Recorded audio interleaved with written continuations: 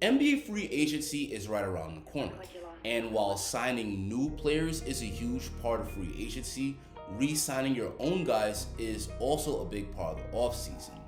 Immanuel Quickley of the New York Knicks is eligible for an extension this offseason, and according to recent reports, he's not looking to come back for a discount.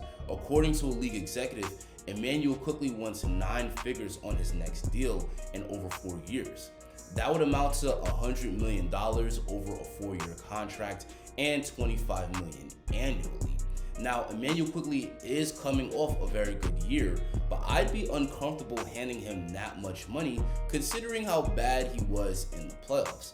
But let's evaluate how good Immanuel Quickley was this season. Is he actually worth $100 million? And if not, what is the right number? IQ is coming off a breakout season with the Knicks. He improved his scoring to 15 points per game on excellent shooting splits.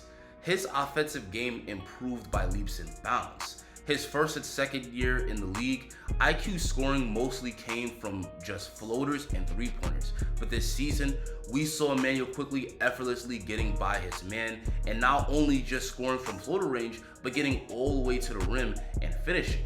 His shooting improved a lot, not just as a three-point shooter, but we also saw him shooting really well from the mid-range. And while becoming so much better offensively, we also saw him remain one of the best defensive guards in the league.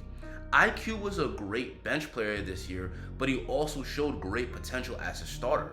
It's a small sample size, but in 27 games as a starter, Immanuel Quickley averaged 22 points and 6 assists per game on really good efficiency. And in the games that Jalen Brunson missed, Immanuel Quickley was able to come in as a starting point guard and more than hold his own. And he was able to help the Knicks win some really important games during the regular season. Based off of his production and the occasional flashes of brilliance, there is an argument to be made that Immanuel Quickley is worth that $100 million. After all, the New York Knicks gave Jalen Brunson $104 million last offseason, and he put up very similar numbers to what Immanuel Quickley put up this year. But a big difference is that Jalen Brunson really showed out in last year's playoffs. Over the Mavericks' run to the conference finals, Jalen Brunson averaged 21 points per game.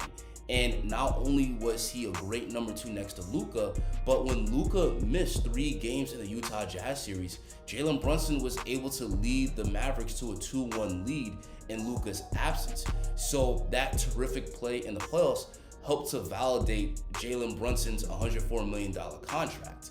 But when you compare that to Immanuel Quickley, it's night and day.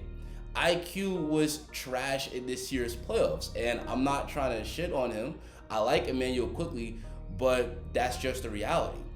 Over the Knicks postseason, he averaged just 9 points per game, and he did that on just 35% shooting from the field and just 24% shooting from 3. The offensive strides that we saw from Immanuel Quickley in the regular season didn't translate to the playoffs. He wasn't getting by his man. He wasn't getting to the rim. He wasn't hitting his open shots. And when Knicks fans look at the second round defeat to the Miami Heat, they mostly point to Julius Randle. And it is true that Randle underperformed, but Immanuel Quickley underperforming was also a big part of the Knicks losing in the second round to the Heat. Now, I know he got hurt in the middle of that series, but he played 3 games in the Heat series, and he was pretty awful in all 3 of those games. So my question to Knicks fans is, are you comfortable handing IQ 4 years, $100 million after he completely bombed the playoffs? Now, sure, it was only the first playoffs of his career, and he will get better, but it's worth questioning how much is he really worth when he's unproven as a playoff performer. If we look at the top point guard salaries, $25 million annually will put him right below Jalen Brunson's $26 million and make him the 15th highest paid point guard in the league. If we scroll down, we can see Malcolm Brogdon, who was this year's 6th man of the year, makes $22 million, and both Lonzo Ball and Spencer Dinwiddie make about $20 million. And honestly, I think IQ is in that tier of players like Lonzo Ball, Spencer Dinwiddie, and Malcolm Brogdon. On the Knicks, he's a good bench player, and he's proven that he's good enough to be a starter and be pretty solid. But I think he's also shown that he's definitely not an all-star caliber player.